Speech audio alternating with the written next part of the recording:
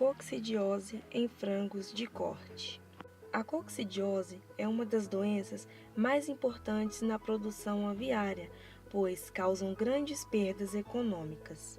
A coccidiose acomete as aves como frango de corte, galinhas poedeiras e matrizes, sendo menos comum em galinhas poedeiras e matrizes, pois as mesmas ficam suspensas em gaiolas, o que impossibilita o contato direto com o solo, com a cama ou com as excretas.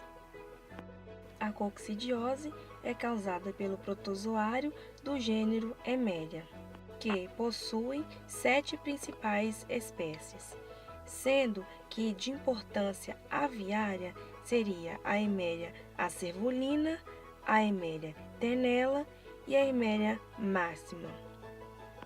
O ciclo de vida da Emeria se divide em 2 fases, sendo a fase de vida livre e a outra dentro do hospedeiro, sendo que a fase de vida livre é a mais resistente, pois os oocistos possuem dupla membrana. O ciclo da coccidiose varia de 4 até 7 dias.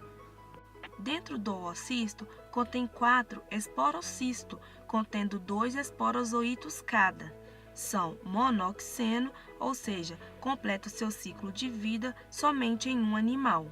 Após a ingestão dos oocistos, a parede dos mesmos serão rompidas, que liberam os esporozoítos em forma infectante para as células do hospedeiro. Estes protozoários chegam às células do intestino delgado, os enterócitos, aonde irão se multiplicar através de divisão múltipla, transformando em meronte primário, fase chamada de assexuada ou esquizogonia.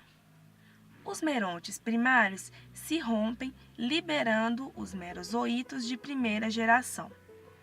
Os merozoítos de primeira geração infectam as glândulas do intestino delgado, iniciando uma nova merogonia, formando o meronte secundário.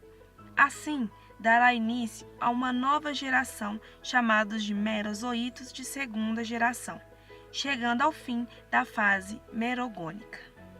Na fase sexuada ou gamogonia, os merozoítos de segunda geração penetram em células do epitélio intestinal e iniciam a fase gametogônica.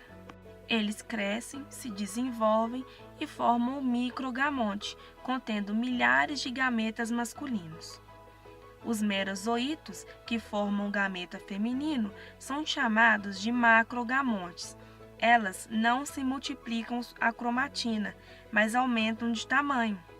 Posteriormente, os microgametas saem das células, rompendo-as, aonde irão fecundar os macrogametas, dando origem ao ovo ou zigoto. Os zigotos dão origem aos oocistos. Então, as células se rompem, liberando estes oocistos imaturos na luz do intestino, que sairão nas fezes, onde agora dependerá de temperatura, umidade e oxigênio. Durante todo o ciclo, haverá destruição dos enterócitos, tendo como consequência a má absorção de nutrientes e água, ocorrendo um menor desenvolvimento das aves. As aves podem ser acometidas não somente pela Emeria, e sim por vários outros tipos de bactérias, citando, por exemplo, o Clostridium perfringens ou a Salmonella typhimurium, pois, como a Emeria destruirá as células do trato gastrointestinal das aves, como consequência, a mesma ficará desnutrida, podendo diminuir a sua imunidade, abrindo porta para outros agentes.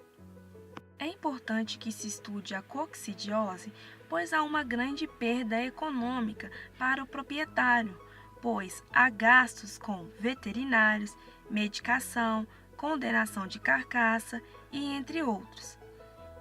A perda econômica pode chegar de 19 a 21 milhões anuais no Brasil. As aves acometidas pela doença apresentam os sinais clínicos como diarreia com ou sem sangue, palidez, penas arrepiadas, depressão e perda de peso.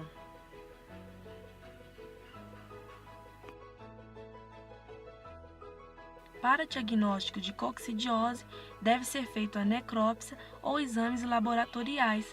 Durante a necrópsia, macroscopicamente, se observa pontos hemorrágicos, petequias ou pontos esbranquiçados na parede do intestino. A coccidiose pode ser transmitida por meio de fomites ou contato direto com fezes no solo ou água.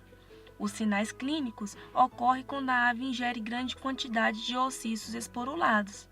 Outros fatores dentro de uma produção aviária que induzem a coccidiose é a queda da imunidade do animal devido ao estresse, má alimentação, verminose e entre outros.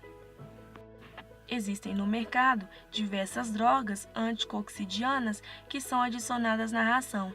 Essas drogas podem ser divididas em dois grupos, sendo drogas ionóforas, citando como, por exemplo, maduramicina, monoenzina, salinomicina, e drogas químicas, como amprólio, clopridil e entre outros. Estas drogas podem causar resistência ao parasita. Por isso, a melhor medida de controle é a vacinação, pois elas induzem uma resposta celular.